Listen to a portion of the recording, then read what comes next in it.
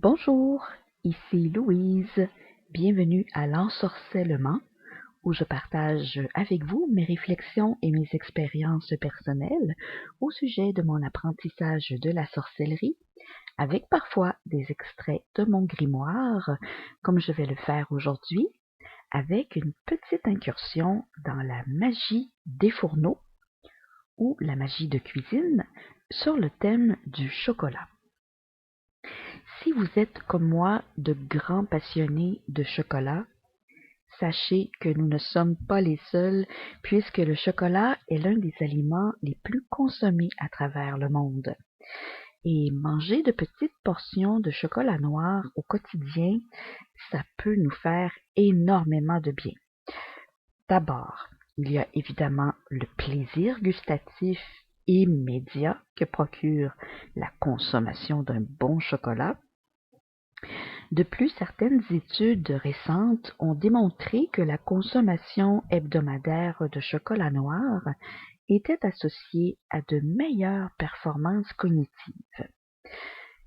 Mais le chocolat est surtout excellent contre la déprime car il contient une substance appelée anandamide qui apporte une sensation de bien-être et améliore l'état d'esprit.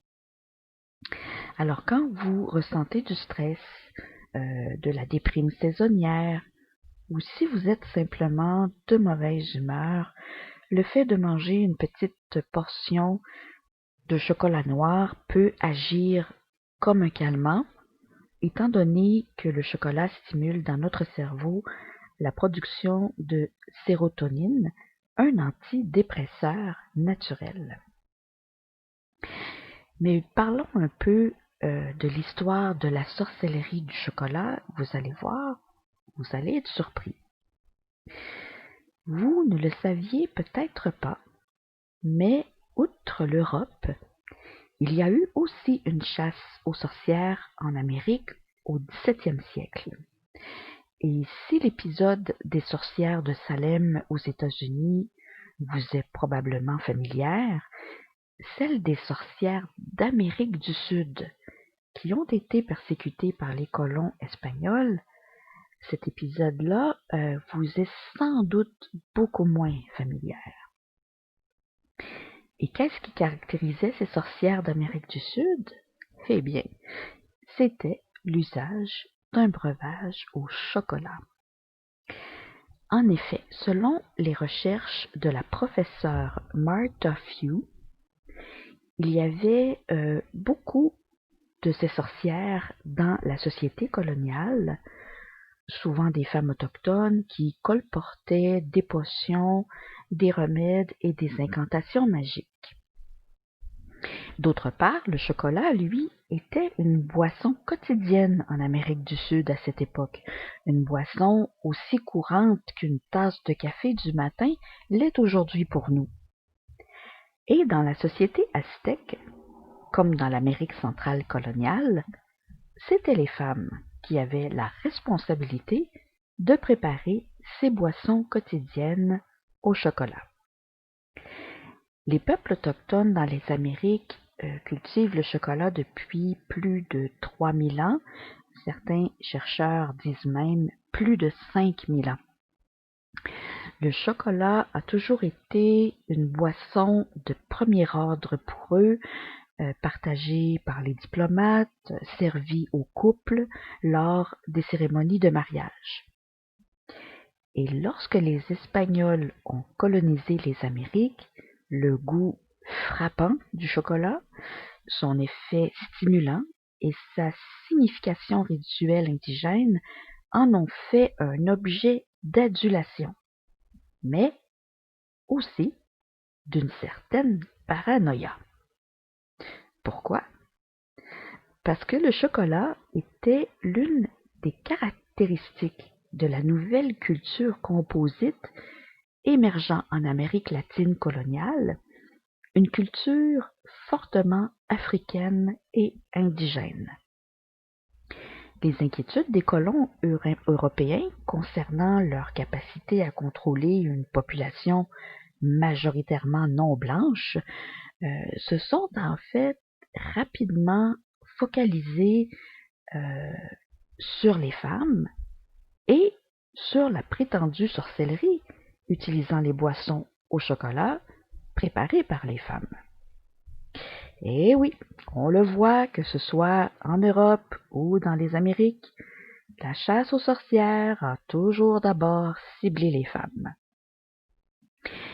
Mais si on se base sur l'histoire du chocolat, sur sa place dominante en tant que boisson dans la société précoloniale et sur ses effets étonnants sur notre cerveau, il est finalement peu surprenant que la boisson au chocolat soit devenue le réceptacle de toutes les craintes espagnoles en ce qui concerne la sorcellerie et toutes les pratiques spirituelles d'origine indigène et africaine.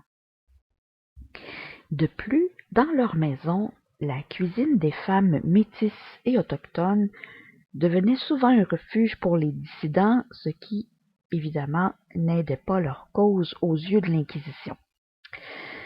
Mais au final, l'Inquisition contre la sorcellerie en Amérique latine a échoué, puisque malgré la persécution, les communautés latino-américaines continuent encore aujourd'hui à fabriquer de puissantes boissons au chocolat, à pratiquer la sorcellerie, de même que leur magie folklorique. Et en l'honneur de ces femmes et de ces sorcières d'Amérique du Sud, passées maîtres dans la fabrication des boissons au chocolat, qu'elles soient magiques ou non, je vous propose un petit rituel à faire au moment de préparer votre prochain chocolat chaud. Pour ce rituel, je me base sur une expérience réalisée par Dean Radin, qui est docteur en psychologie, ingénieur, professeur, chercheur et auteur. L'expérience de Radin a été réalisée avec un protocole scientifique à double insu, randomisé et contrôlé par placebo. L'objectif de l'expérience était de savoir si le chocolat exposé à de bonnes intentions améliorerait l'humeur de façon plus puissante et évidente que du chocolat non exposé. Alors, 4 groupes d'individus volontaires ont été invités à enregistrer leur humeur chaque jour pendant une semaine. Et pendant les jours 3, 4 et 5, chaque personne de ces 4 groupes a consommé une demi-once de chocolat noir 2 fois par jour aux heures prescrites. 3 groupes ont reçu aveuglément, donc sans le savoir, du chocolat qui avait été intentionnellement chargé d'énergie par 3 techniques différentes pour y projeter des intentions positives. L'une de ces techniques, si je me souviens bien, était des prières récitées au-dessus du chocolat par des moines tibétains. L'intention manifestée dans chacune de ces techniques était que les personnes qui mangeaient le chocolat chargé d'énergie éprouveraient un sentiment accru de vigueur et de bien-être. Le 4e groupe de volontaires, lui, a reçu à l'aveugle, donc sans le savoir, du chocolat non traité, comme témoin placebo. Le 3e jour de la consommation de chocolat, l'humeur s'était nettement améliorée pour ceux qui avaient consommé du chocolat chargé, comparé aux individus du groupe de contrôle. Conclusion de l'expérience de Dean Radin, les propriétés du chocolat qui améliorent l'humeur peuvent être renforcées volontairement par nos intentions. Et la pratique de la sorcellerie, c'est justement ça, opérer des changements avec notre intention grâce à l'artisanat occulte. Alors pour le petit rituel de magie des fourneaux avec votre chocolat chaud, vous n'avez besoin que des ingrédients habituels pour votre chocolat chaud, aussi de votre tasse préférée et de votre plus belle cuillère qui fera ici office de baguette magique. Et en l'honneur de nos ancêtres autochtones et des sorcières d'Amérique du Sud, prévoyez également une petite pincée d'épices de votre choix, comme la vanille, la cannelle ou le piment de Cayenne. La recette de base pour préparer un chocolat chaud est simple, je vous la rappelle ici brièvement. Il faut chauffer du lait presque à ébullition et le retirer du feu avant d'y ajouter une généreuse quantité de bon chocolat. On émulsionne ensuite le liquide au mélangeur à main ou au mélangeur électrique. Si vous utilisez plutôt de la poudre de cacao pour faire votre chocolat chaud, il est recommandé de mélanger la poudre et le sucre dans une petite quantité de lait froid avant d'y verser le lait chaud. Cela évite de donner un goût amer au cacao. Dans la magie par similitude, si vous vous concentrez sur les propriétés des ingrédients que vous utilisez, entre autres dans la magie des fourneaux, vous stimulerez l'activation de ces propriétés magiques. Par exemple, le chocolat est un ingrédient très puissant associé à l'abondance, à la vitalité sexuelle et à l'amour. Le sucre, pour sa part, est associé à la douceur, la cannelle à l'énergie, la vanille attire la bonne fortune, le piment de Cayenne favorise la guérison.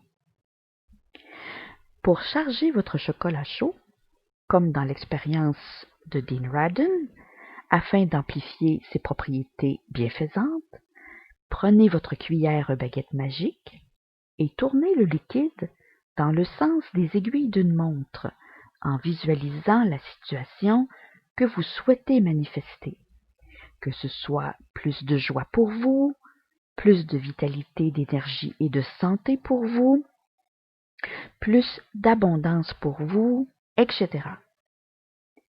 Vous pouvez renforcer cette visualisation en inscrivant sur la tasse, avec un crayon feutre non permanent, un symbole représentant ce que vous souhaitez manifester et en y ajoutant votre nom et votre date de naissance.